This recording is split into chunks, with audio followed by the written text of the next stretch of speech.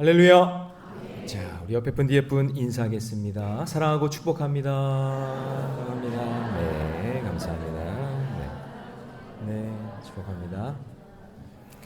자, 오늘 말씀의 제목은 성령이 거하시는 교회. 다 같이 해볼까요? 시작. 성령이 거하시는 교회. 우리는 지금 초대교회 역사를 담아놓은 사도행전 말씀을 함께 나누고 있습니다. 사도행전 안에는 위대한 설교 두 편이 담겨져 있습니다. 하나는 사도행전 2장부터 나오는 베드로 사도의 설교, 베드로 사도의 설교가 있고요. 또 하나는 사도행전에서 가장 긴 7장에 나와 있는 스데반 집사의 설교입니다. 사도행전 전체에서 일반 평신도가 설교한 내용인데요. 한 장 전체를 거쳐서 이렇게 담아 나온 이런 예는 정말 드문 일입니다. 그만큼 이 스데반의 설교가 아주 강력했고 아주 능력이 있었기 때문이 아닐까, 이런 생각을 한번 해볼 수 있겠죠.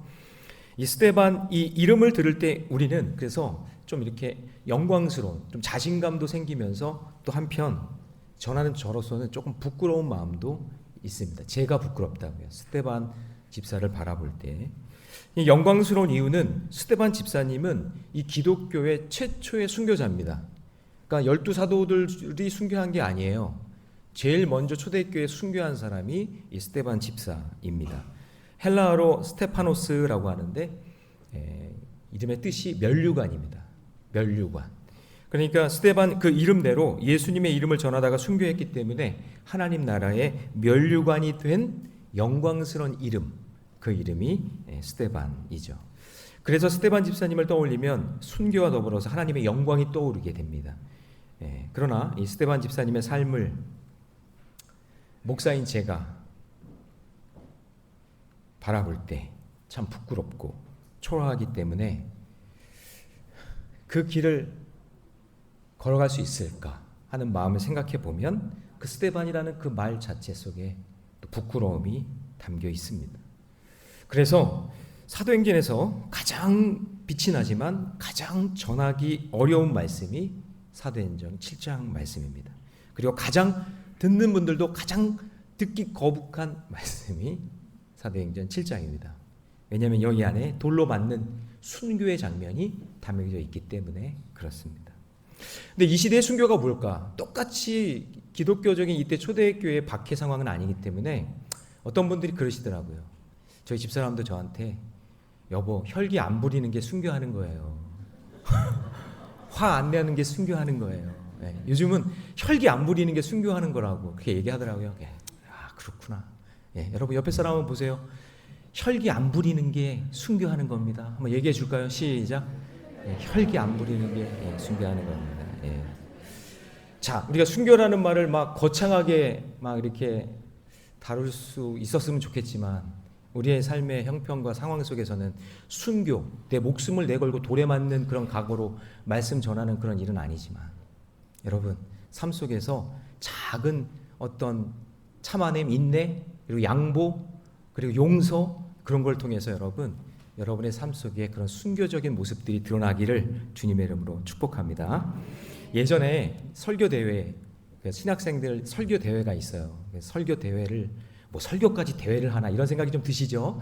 근데 그렇게 해서 조금 더 설교를 잘하고 싶어하는 그런 마음에 그런 설교 대회를 한 적이 있었는데 그때 제가 거기 참석했어요. 근데 이제 설교 잘하는 대회니까 설교를 잘해야 되잖아요. 근데 우리끼리 이렇게 모였을 때 하는 이야기가 하는 말이 야, 설교 그렇게 너무 잘하려고 하지 마. 너무 설교 잘하면 돌에 맞아 죽을 수도 있어. 막 하면서 이렇게 얘기한 적이 있었어요. 이게 농담이죠, 농담. 농담입니다. 그런데 제가 이제 매일 성경을 묵상하면서 이렇게 깨닫는 것은 뭐냐면 우리가 살고 죽는 것이 하나님의 뜻에 달려 있잖아요. 그렇죠? 순교는 뭐 하고 싶어서 하나요? 나 순교하고 싶은데 이렇게 얘기한다고 제가 뭐 순교하나요? 하나님이 허락해 주셔야 순교하는 거잖아요. 그렇죠? 생명이 누구에게 달려 있어요? 하나님께 달려 있으니까. 그러니까 주를 위해 순교하는 것도, 그럼 잘 생각해 보세요. 내가 이렇게 사역하는 것도, 내가 이렇게 살아있는 것도 누구 때문인 거예요? 하나님 때문에. 이 부족한 모습, 미련한 모습 그대로 주의 일을 감당하는 거죠. 아니 그러다가 순교의 기회가 있으면 하는 거고요. 또 허락지 않으면 못 하는 거죠. 그래서 여러분 우리 삶의 자리에서 꼭 돌에 맞아 죽는 그 순교가 아니어도 여러분 가정을 위해서, 교회를 위해서, 주의 복음을 위해서, 생명 살리는 일을 위해서 순교의 자리, 그 자리를 지키며 믿음의 길을 걸어가시기를 바랍니다. 그래서 우리 교회 성도들은요, 저는 바라기는 성령을 거스리는 자, 거부하는 자가 아니라 성령이 거하시는 자, 성령이 거하는 그런 인생이 되시기 바랍니다. 거스른다는 표현이요, 영어 성경에 보니까 리지스트라고 되어 있어요. 저항한다, 거부한다. 성령이 오시는 것, 너가 이렇게 하길 원해 라고 말씀하실 때 그때 그 말씀을 아멘 하고 수용하는 자들이 되어야지, 그것을 거부하는 자가 되지 말아라. 그 말씀을 영접하고, 오늘도 말씀 선포될 때 아멘 하고 나의 말씀으로 여길 때, 그때 내 삶 가운데 놀라운 기적의 역사가 일어날 줄로 믿습니다. 혹시 오늘 제 설교를 듣다가 혹시 돌을 들고 오신 분 계신가요? 없으리라 믿고 오늘 말씀을 들으면서 들었던 그 돌을 내려놓고 하나님 말씀에 순종하는 저와 여러분 되시기를 축복합니다. 자, 그럼 성령이 거하시는, 거스리는 게 아니라 거하시는 교회는 어떤 교회일까요? 첫 번째는 뭐냐면 같이 있습니다. 시작. 하나님의 말씀하신 양식대로 순종합니다. 이어서 44절 읽습니다. 시작. 광야에서 우리 조상들에게 증거의 장막이 있었으니 이것은 모세에게 말씀하신 이가 명하사 그가 본 그 양식대로 말씀하신 것이라. 자, 여기 증거의 장막이라는 아주 독특한 표현을 스데반이 합니다. 이 스데반은요, 보통 사람이 아니에요. 그냥 평신도라고 보기에는 너무나 탁월한 사람입니다. 일단 여러분, 증거라는 이 말은 하나님께서 모세에게 주신 언약의 돌판을 이야기하는 겁니다.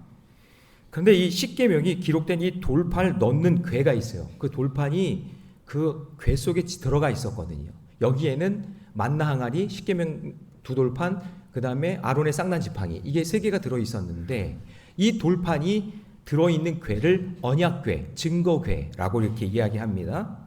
그리고 성막 안에 있는 지성소에 이 증거궤, 언약궤를 거기다가 안치를 해놓습니다.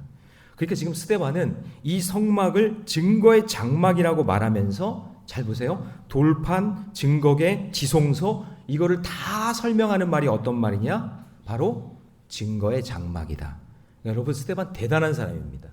지금 이거를 지금 한 번에 다 표현한 거예요. 증거의 장막이다. 이 증거의 장막은 성막이라고 하는 거죠. 그래서 하나님께서 이게 출애굽기 35장에서 40장에 걸쳐서 굉장히 많아요. 6장에 걸쳐서 성막 만드는 방법을 모세에게 설명하셨어요. 모세가 하나님의 명령대로 양식에 따라 그대로 만들어냅니다. 제가 수요 비전 예배에서 출애굽기 강의 설교를 할 때 까다로운 그 구조, 장막의 구조, 크기, 재료에 대해서 제가 자세하게 여러분들에게 설명한 기억이 있는데, 여러분들 표정을 보니까 처음 듣는 것 같은 표정이네요. 저는 좋아요. 여러분 처음 들으면 너무나 좋습니다. 제가 설명을 했지만 괜찮습니다. 증거궤의 크기에 몇 규빗이고 등잔에 금은 어떻게 쓰고 번제단의 뜰에 휘장문과 성막의 말뚝 어떻게 할 것인가, 그런 아주 까다로운 그런 양식들을 명령하셨는데 그 명령한 그대로 이 모세가 순종을 하고 함께 만드는 사람들이 순종을 해서 만들어냅니다. 자, 여러분, 하나님께서 이렇게 성막 양식의 수치까지 정확하게 언급하신 이유는 무지하고 미련한 인간들을 성막에서 반드시 만나 주시겠다. 내가 이거를 이렇게 너희들에게 만들게 하는 이유는 내가 너희들과 약속했는데 이 약속은 그냥 이렇게 변하는 게 아니라 내가 반드시 이루어 줄 거니까 너희들도 반드시 그 수치에 맞게 만들어 내야 된다. 그런 약속의 징표로 성막을 만들게 하신 거예요. 그러니까 이 무지하고 미련한 그 인간들을 만나 주셔야 되는데 그 만남의 장소가 필요하잖아요. 하나님 도망간 거 아니에요? 하나님 떠나간 거 아니에요? 여러분, 모세가 잠깐 십계명 받으려고, 돌판 받으려고 자리 비웠을 때 이스라엘 백성들이 뭐 만들었죠? 야, 금 모아 그래가지고 금송아지 만들었잖아요. 그러니까 하나님이 항상 곁에 계시고 너희를 만나줄 거야 하는 그 약속의 장소, 그 약속의 장소가 성막인데 그거 이렇게 만들어, 반드시 이 수치대로 만들어줘. 그러면 내가 너희를 만날 거야. 하나님 만나는 장소가 성막이라 그런 얘기죠. 그래서 출애굽기 40장에 보면은 이 성막을 완성한 후에 모세가 하나님께 보고할 때 그때 이렇게 지었습니다. 이렇게 만들었습니다. 하면서 뭐라고 얘기하냐면 여호와께서 모세에게 명령하신 대로 되니라. 이거를 7번 반복해요. 그러니까 7번이라는 건 여러분 완전수잖아요. 그러니까 성막과 성전의 본질이 무엇인가 그걸 완전하게 만들었다. 7번 완전히 만들었다. 온전한 순종을 했다라고 고백하는 거죠. 그러니까 여러분 이게 이 양식이 성막을 짓는 것이 이게 중요한 게 아니라 사실은 하나님 특별한 장소에 매여 있는 분이 아니라 어디서나 하나님을 예배하며 만나 주시지만 그런데 이 성막과 성전의 본질이 뭐냐? 이 성막 잔치 눈에 보이는 이 건물이 중요한 게 아니라 내가 거기서 너희들을 만나 줄 거야. 할렐루야. 예. 거기서 만나야 돼. 그게 더 중요하다는 것을 이야기하려고 그러는 거예요. 그러니까 여러분 지금 스데반은 하나님께서 광야에서 조상들에게 말씀하신 양식대로 만들었던 증거 장막, 말씀하신 대로 이루어진 것처럼 말씀하신 그대로 이 땅에 누가 오신다는 거죠? 예수 그리스도가 오실 거야. 너희들의 죄의 문제, 죽음의 문제, 영생의 문제, 그걸 해결하시기 위해 하나님께서 말씀하신 그대로 오시는 그분, 그 예수 그리스도, 그분이 진짜 성막이고 그분이 진짜 교회고 그분이 진짜 메시아야 라고 이야기하는 거죠. 눈에 보이는 건물이 중요한 게 아니라 그분을 만나야 된다. 그런데 유대인 종교 지도자들은 그런 예수님을 십자가에 못 박아 죽이고 자기들이 좋아하는 율법과 이 성전의 영광만 손에 쥐으려고, 우리가 선택받았어, 우리 거야, 교회는 내 거야, 말씀은 내 거야, 그러면서 자기 소유로 삼았다는 얘기죠. 그 성전은 하나님 만나기 위해서 만들어 놓은 그런 도구일 뿐인데 그거를 자기들이 소유하고 우리 거야, 너희들 이렇게 해서 예배 드려야 돼, 이렇게 해야 돼 하면서 그들을 구속했다 그 얘기예요. 하나님을 자기들의 소유로 여긴 것처럼 기득권을 행사하고 자기들의 배만 채우고 있으니 그 율법과 성전에는 하나님이 없다고 지금 스데반이 고발하고 있는 거예요. 그러니까 여러분 사도행전 7장은 사실은 고발장이에요. 여러분 어떤 사람은 신앙의 가치도 취사 선택해요.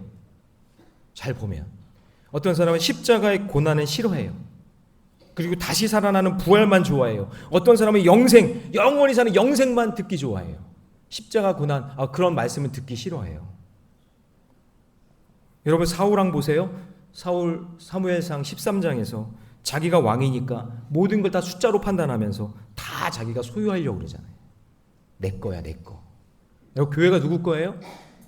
담임 목사 거예요? 하나님 건데. 블레셋과 전쟁을 하는데 사무엘이 목회가 많이 바쁘셨나 봐요. 그래서 이제 늦었는데 전 늦게 오니까 그러자 자기가 이렇게 생각하는 거예요. 뭐 꼭 선지자가 와서 이렇게 예배를 집례해야 되나? 제사 드려야 되나? 내가 왕인데 내가 왕인데 내 건데 내가 알아서 하지 뭐. 자기가 그냥 제사를 드려버립니다. 자기의 기득권을 가지고 제사를 자기의 소유로 생각하고 취사 선택하는 거예요. 전쟁에 나갈 때 예배 드렸더니 제사 드렸더니 이겼는데 그거 그럼 내가 하면 되지 뭐. 그러면 자기가 다 해버리는 거예요. 그러니까 뭐라고 그랬어요? 이 망령된 인간아. 그 얘기 뭐예요? 너 끝났다 그 얘기예요. 망했다. 내 길이 길지 못하리라. 그러니까 스데반이 볼 때 그런 성전에는 그런 성도에게는 하나님이 계시지 않다 그런 얘기죠.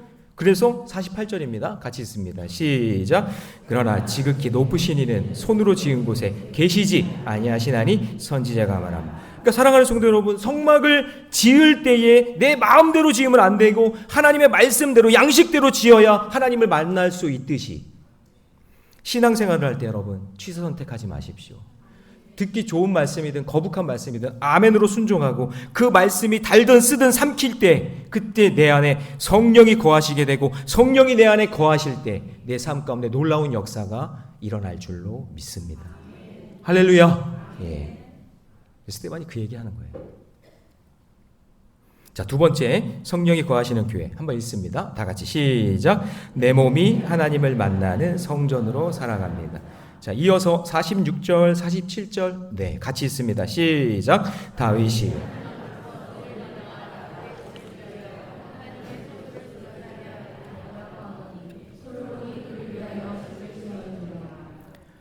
자, 여러분 세월이 흘러서 이제 광야 시대, 광야의 성막이라고 그랬죠. 예, 증거의 장막, 그 성막 시대가 지났어요. 그리고 이제 가나안 땅에 들어왔죠. 그러면 이제 막 움직일 때는 텐트가 필요하지만 이제 정착을 하니까 건물이 필요한 거예요. 그래서 다윗이 자기 집 궁궐은 너무나 멋지게 지어놓고 생각해 보니까 하나님 거하시는 천막은 그냥 너무나 후질구리한 거예요. 그러니까 다윗의 생각에 내 집도 이러면 하나님 집도 한번 멋지게 지어드려야지 하고 성전 멋지게 지으려고 막 이것저것 재료를 다 모아놓고 다 세팅을 해놨어요. 이제 짓기만 하면 되거든요. 그런데 하나님이 다윗에게 너 전쟁 동안에 너무나 피를 많이 흘렸지. 그래도 성전은 거룩한 곳인데 너희도 그렇게 지면 안 되잖아. 그래서 다윗에게 성전 짓는 거를 하지 못하게 합니다. 그래서 그 거룩한 성전을 짓는데 적합하지 않으니까 솔로몬, 네 아들이 질 거야. 그래서 아들에게 이제 짓게 하는 거죠. 그런데 자, 스데반의 말을 잘 보세요. 스데반의 워딩을 한번 잘 보세요. 다윗과 솔로몬의 이 성전 건축을 해석하면서 특별한 걸 첨부해 놨어요. 뭐냐? 야곱의 집을 위하여. 그를 위하여. 여기도 그는 누구냐면 야곱을 이야기하거든요. 야곱의 집을 위하여 라고 표현하고 있어요. 자, 여러분, 야곱이 어떤 사람이에요? 형도 속이고 아버지도 속이고 돈 밝히고 여자에게 집착하고 한 여자 때문에 막 14년을 그냥 대단한 사람이에요. 삼촌도 속이고, 그러니까 뼛속까지 죄인인 야곱을 위해 짓는다 성전을? 이게 무슨 얘기예요? 이 성전을 지을 때 하나님을 만나는 장소로 짓는 것이 아니라 인간들이 복받기 위해서 인간들을 위해서 성전을 짓는다, 그런 얘기죠. 그러니까 스데반이 볼 때는 지금 종교 지도자들이 성전 타령을 하는 것은 거룩하신 하나님을 모셔야 하는 성전에 야곱과 같은 사기꾼의 소굴로 너희들이 지금 만들고 있다, 그런 얘기를 하는 거죠. 대단하죠. 이 말 속에 이런 걸 담아놨으니. 그 다음에 49절과 50절을 보시면 스데반이 이사야 66장 1절 말씀을 인용하면서 아주 놀라운 말씀을 합니다. 이건 말씀 중심으로 지금 이야기하는 거예요. 이사야서 66장 같이 읽습니다. 49절 50절 시작. 주께서 이르시되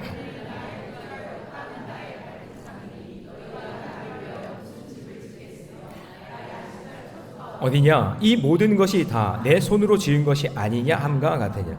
무소부재하신 하나님, 어디에서나 계신 그 하나님은 인간이 만든 성전 안에 갇혀있는 분이 아니다, 그런 얘기죠. 너희들이 인간을 위해서, 너희들을 위해서 그렇게 성전을 짓고 그렇게 하는데, 근데 나는 어디에나 있고 온 세상이 내가 만든 거야. 이 모든 자연 만물이 다 내가 만든 거야. 나는 어디에나 있어 라고 이야기하는 거예요. 솔로몬에게 성전을 짓게 하셨지만 그럼에도 불구하고 전능하신 하나님은 그 성전에 가둘 수 없어. 할렐루야. 나는 어디에나 있어. 그런데 이 종교주의자들은 마치 성전을 우상 삼아 지어놓고 성전 자체가 하나님 것처럼 믿고 있다, 그런 얘기죠. 스데반은 지금 구약과 신약을 막 아우르면서 성막과 성전 역사를 구속사의 관점으로 보면서 진정한 성전이신 예수 그리스도가 이 땅에 오셔야 된다는 것, 그리고 그분을 믿어야 된다는 것을 이야기하는 거예요. 자, 보세요. 아브라함부터 이야기했잖아요. 사실은 아브라함 봐라, 갈 바를 알지 못하는 저 길가에서 내가 아브라함 만나주지 않았니? 그쵸? 아브라함이 성전 져서 만났어요?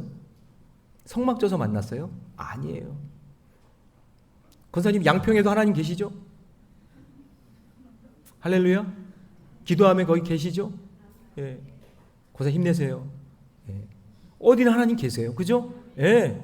하나님 어디나 살아계신 거예요. 자, 모세를 봐라. 광야 떨기나무에서 내가 만나줬다. 할렐루야. 예. 내가 일하는 양치기였잖아요. 40년 동안.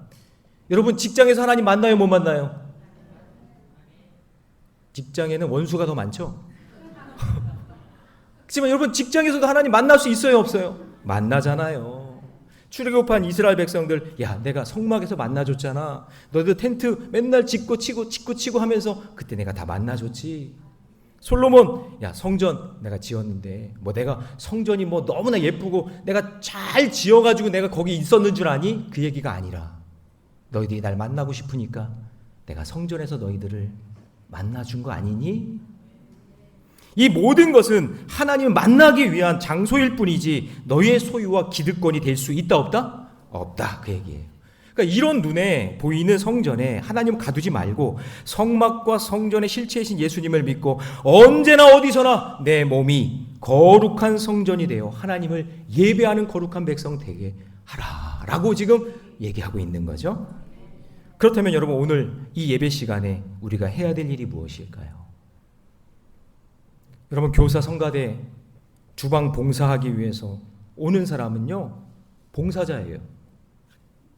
성전 관리하는 사람은 관리자고. 여러분, 혹시 성전 구경하러 오셨어요? 죄송해요, 구경꾼이에요. 담임 목사 구경하러 오셨어요? 구경꾼입니다. 궁극적인 목적은 내가 산 제물이 되어서 내가 죽고 예수가 살아서 내 삶 속에 성전으로 살아가는 참된 예배자가 되시기 바랍니다. 봉사자 아니요, 관리자 아니요, 구경꾼 아니요, 참된 예배자예요. 내가 예배자가 돼야 돼요. 가끔 목회자는요, 저를 비롯해서 모든 목회자들은 때로 힘들 때가 있어요. 사람에게 치이고 오해도 받고 힘들고 지쳐요. 근데 저를 붙잡는 건 뭐냐면, 제가 무슨 교회 관리자도 아니고 제가 무슨 CEO도 아니고 저도 하나님 앞에 온전하게 참된 예배자로 설 때 그때 하나님이 힘을 주시고 능력을 주시기 때문에 그 일을 감당하는 거지, 세상 일 같으면 그렇게 안 하죠. 그렇게 처리를 안 해요. 근데 내가 하나님께 부름받은 하나님의 자녀요, 나도 오늘 이곳에 참된 예배자로 세워주신 줄 믿습니다. 성가대 노래하는 게 목적이 아니라 내가 하나님 앞에 참된 예배자로 섰다는 사실을 잊지 마시기 바랍니다. 우리 모두가 다 마찬가지예요. 그래서 여러분, 요한복음 4장에 보면 사마리아 여인이 나오잖아요. 이때 우물가에서 예수님을 만났을 때 하나님을 예배하는 것이 장소와 건물 개념인지 알았어요, 이 여자가. 그 여자가 뭐라 그래요? 우리 조상들은 이 산, 그리신 산이에요. 이 산에서 예배하고, 당신들은 예배할 곳 예루살렘에 있다. 우리는 여기서 예배하고 당신은 저기서 예배하는데 어디가 진짜 참된 예배의 장소입니까? 그렇게 장소를 얘기했단 말이에요. 그때 예수님이 이렇게 대답하죠. 예수님의 이 말을 잘 들어보세요. 자, 21절, 24절. 같이 다 같이 있습니다. 시작.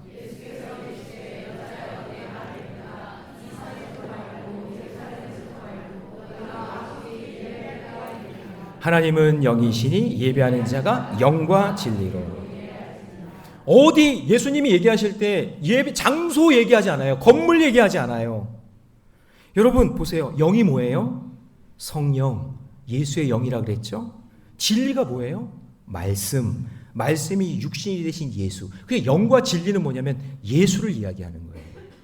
그러니까 나는 죽고 내 안에 예수의 영이 충만한 예배, 나는 죽고 성령이 충만한 예배, 나는 죽고 말씀이 충만한 예배, 내가 죽고 예수로 사는 것, 여러분 그게 예배예요. 그걸 위해서 오늘 여기 저와 여러분이 모인 거예요. 건물 때문이 아니라, 사람 때문이 아니라, 장소 때문이 아니라. 오늘날 성전은 눈에 보이는 건물만이 아니라 내가 죽고 예수로 사는 여러분이 바로 성전임을 잊지 마시기 바랍니다. 그래서 우리는 하나님의 움직이는 성전이에요. 걸어다니는 성전이란 말이에요. 그래서 제가 가끔 얘기하는 게 그거예요. 여러분 가정에서 밥만 먹으면 뭐예요? 그냥 식당이라고요. 여러분 집이 밥만 먹으면. 네? 식순이 있잖아요. 식순이. 그 뭐라고 그러죠? 하루 세 끼 밥만 먹는 남편을 뭐라 그래요? 삼식이 새끼? 가끔 간식도 달라 그러면 뭐라 그래요? 종갓나 새끼? 그러나? 종종 달라는. 아니 나 참. 그러니까 집에서 밥만 먹으면, 밥만 먹으면 식당이에요. 그냥 식당. 밥만 먹으면. 잠만 자면요. 집에서 잠만 자는 인간들 있죠. 그럼 집에 잠만 자면 여관이에요. 여관 집이. 집에서 게임만 하면요. PC방이지 뭐. PC방. 맨날 게임만 하면. 근데 여러분 보세요. 그런 가정에서 온 가족이 모여 예배하면 그러면 그 성령이 거하는 거룩한 성전이 될 줄로 믿습니다. 예, 그거예요. 그런데 종교주의자들은 성전을 자기들의 소유물로 여기고 장사하는 소굴로 만들어서 성령을 거스리고 성령을 거부하고 있다, 그런 얘기죠. 그러므로 사랑하는 성도 여러분, 내 몸이 하나님의 거룩한 성전이 되어서 내가 어느 곳에 있든지 나는 죽고 예수가 드러나는 참된 예배자가 되어서 성령이 거하시는 인생 되시기를 주님의 이름으로 축원합니다. 자, 마지막 세 번째예요. 성령이 거하시는 교회는요, 살아계신 예수를 증거해야 합니다. 다 같이 아닌데요. 네. 자, 살아계신 예수님을 증거해야 됩니다. 51절 말씀 같이 있습니다. 다 같이 시작. 목이 곧은 마음의 귀에 할례를 받은 모든 사람들아, 너희가 너희 조상과 같이 항상 성령을. 여러분, 이 사실 스데반은요, 지금 여기 51절부터 그 뒤에 하고 싶은 이야기, 그 이야기 때문에 7장 1절부터 50절까지 구약과 신약을 막 넘나들면서 요 얘기를 하려고 제가 쭉 이야기한 거예요. 그러니까 이스라엘 백성들은 사도행전 이 당시뿐만 아니라 구약 시대 때부터 계속 목이 곧은 백성, 이 교만한 백성아, 이 교만한 백성아, 이 독사의 자식들아, 그러면서 이 목이 곧았다는 이 말을요 계속해서 들어왔어요. 예. 지금 이 시대도 예외가 아니에요. 지금 이 시대도. 그 하나님 말씀 듣는 태도를 보면 딱 알아요. 목이 곧아 있어. 교만해. 내가 얼마나 교만한지, 내가 가정에서 얼마나 목이 곧은지, 배우자에게, 자녀에게 마음을 닫고 길을 막고, 내가 얼마나 성령을 거부하는지, 얼마나 내가 교만한 백성인지 내 마음대로 살아가고, 교회에 치리도 받지도 않고 말씀 듣지도 않고 자기 하고 싶은 대로 막 살아가는 거예요. 말씀을 통해 점검받고 검증받아야 되는데 그러지 않고 자기 마음대로 막 살아가는 거예요. 목이 곧은 백성. 하나님은 겸손하게 살라고 마음의 성령을 모시고 귀를 열어 하나님의 말씀을 듣게 하라고, 구약에서는 성막도 주시고 신약에서는 성전도 주시고, 아멘 좀 해보세요. 우리에게는 예수님까지 보내주시고, 우리 모래내 교회에게 이렇게 예쁜 성전도 주시고, 이렇게 말씀 전할 수 있는 목회자도 보내주시고, 속회도 주시고, 많은 기회를, 말씀 들으라고 많은 기회를 열어주시고 많은 것들을 우리에게 주셨는데, 그런데 이 종교 지도자들은 이를 갈고 말씀을 들으면서 격분하면서 지금 이렇게 말하기 시작합니다. 자, 52절입니다. 다 같이 시작. 너희 조상들의 선지자들 중에 누구를 박해하지 아니하느냐? 의인을 오시라고 예고한 자들을 그들이 어떻게 했어요? 죽였고, 이제는 의인을 잡아준 자요 살인한 자라. 의인은 누구예요? 예수 그리스도, 우리의 구원자이신 참된 성전이신 그분을 우리에게 보내주셨는데 그분마저도 너희들이 죽였다, 그 얘기예요.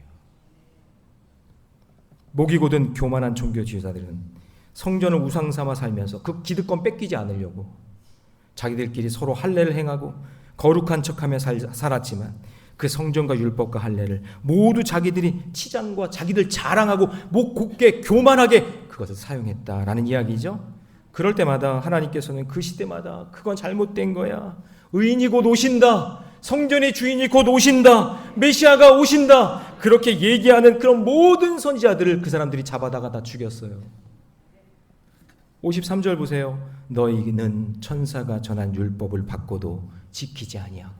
그러니까 율법 그렇게 강조하면서도 선지자들이 말하는 그 하나님의 말씀을 무시하고 듣지 않았어요. 천사가 전해준 그 하나님의 말씀도 지키지도 않고 전하지도 않았다라는 이야기예요. 이 말을 듣고 있던 종교 지도자들이 반응을 볼까요? 54절 본색이 드러납니다. 시작. 그들이 이 말을 듣고 마음에 찔려 그를 향하여 이를 갈거늘. 여기서 모든 것이 들통나고 마음에 찔렸어요. 그럼 여러분, 마음에 찔려 다음에 만약에 아름답게 결말을 맺으려면, 마음이 찔렸으면 어떻게 해야 돼요? 이들이 가슴을 치며 옷을 찢으며 죄를 뿌리며 통곡하고 회개하고 잘못했습니다, 우리가 잘못했습니다, 이렇게 해야 되는데 이를 갈고 있어요. 이를.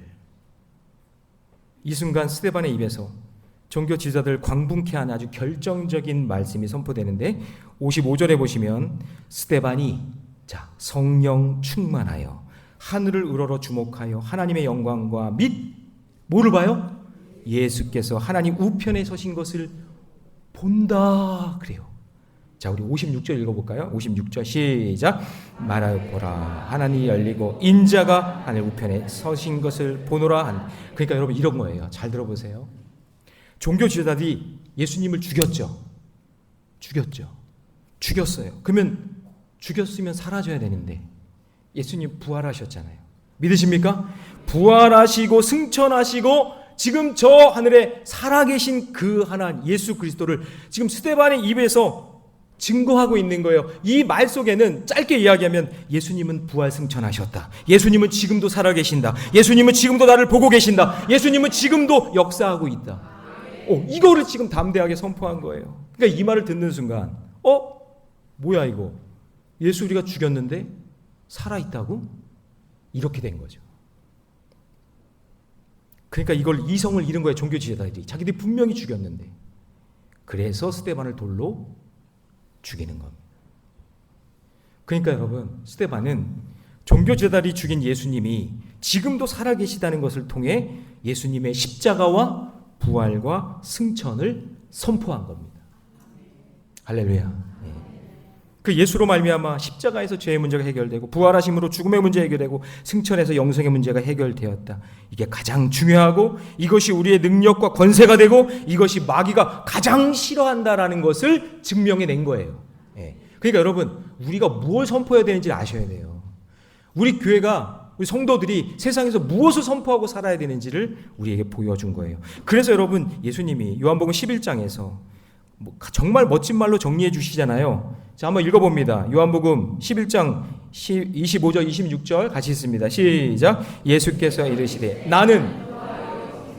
나를 믿는 자는 죽어도 살겠고 무릇 살아서 나를 믿는 자는 영원히 죽지 아니하리니 이것을 내가 믿느냐? 그러니까 마귀는 자꾸 우리의 죄 문제, 죽음의 문제 가지고 자꾸 우리를 넘어뜨리려고 그래요. 그런데 우리에게 예수 그리스도가 있으니 예수 믿는 자는 죽어도 살겠고, 이게 뭐예요? 부활. 그리고 살아있는 자는 영원히 죽지 않는다. 영생. 이거에 대한 확실한 믿음의 고백이 필요한 거죠. 그래서 초대교회 성도들이 성령 충만을 받았다는 것의 내용이 뭐죠? 예수님의 십자가, 부활, 승천, 이 세 가지입니다. 사실 스데반에 설교하기 전까지는 이 종교지들이 나름 행복했어요. 우리가 이거 성전에서 기득권 누리고 우리끼리 잘 먹고 잘 살고 막 이러면서 예수님도 십자가에 못 박아 죽었으니까 이제 우리 세상에 온 거야 라고 생각하고 있었겠죠. 그런데 스데반의 설교 한편에 그들의 모든 거짓과 모든 치부가 전부 다 드러나게 된 겁니다. 들통난 거예요. 여러분, 모든 인간은 죽게 되어 있습니다. 그 다음에 오는 건 심판이죠. 심판이 끝이 아니라 예수 믿는 자에게는 영생이 있는 줄 믿습니다. 믿지 않는 자에게는 영벌이 기다리고 있습니다. 여러분, 우리 모두는, 죄송하지만 우리 모두는 자연적으로 죽던지 아니면 병들어 죽던지 사고로 죽던지 다 죽게 될 겁니다. 우린 다 죽게 될 거예요. 그런데 정말 두려운 게 뭡니까? 정말 두려운 게 뭐세요? 예수님이 나를 영접해 주지 않는 영벌. 여러분, 이게 가장 큰 벌입니다. 내가 죽었을 때. 그러나 스데반은 죽어가면서도 예수님을 영접합니다. 자, 59절 같이 있습니다. 시작. 그들이 돌로 스데반을 치니 스데반이 부르짖어 이르되 주 예수여 내 영혼을 받으시옵소서 하고. 스데반이 얼마나 복된 사람입니까? 예수 믿고 십자가 부활 승천 선포하니 그 자리에 예수님의 영접하심을 얻게 됩니다. 비록 스데반은 순교했지만 그 피가 사방으로 흘러가서 이때부터 초대교회에 놀라운 부흥의 역사가 일어나기 시작합니다. 유대와 사마리아와 땅끝까지 복음이 증거되고, 이 멋진 일을 감당하는 데 있어서 스데반이 거기서 죽는 그 순간, 천사의 얼굴로 죽는 그 자리에 누가 있었냐면 사울이 있었어요. 성경 21권이나 써서 유럽의 복음화와 지금 복음 들어가는 모든 세계 방방곡곡의 시작이 됐던 사울이 그 자리에 있었어요. 자, 58절 같이 있습니다. 시작. 성 밖으로 내치고 돌로 칠세 증인들이 옷을 벗어 사울이라는 청년의 발 앞에 두니라. 스데반은 죽었지만 순교의 피를 본 사울이 회심해서 스데반보다 더 강력한 주의 복음을 증거하며 하나님의 놀라운 역사를 이루어냅니다. 여러분, 우리 교회가 부흥을 경험하려면, 여러분의 가정과 여러분의 사업장이 부흥을 경험하려면 꼭 기억하십시오. 순교자의 피가 필요합니다. 그래야 우리 다음 세대 중에 사도 바울 같은 인물이 나올 줄로 믿습니다. 그러므로 오늘 우리 각자의 삶의 자리에서 스데반처럼 예수 그리스도를 여러분 두려워하지 말고 담대히 증거하십시오. 증거하는 자체가 순교지만 여러분 하나님께 모든 걸 맡기고 담대하게 선포할 때 살아계신 주님을 믿고 그분의 부활을 경험하게 되고 영원한 소망을 얻게 되는 놀라운 기적의 역사가 일어날 줄로 믿습니다. 제 이제 말씀을 정리합니다.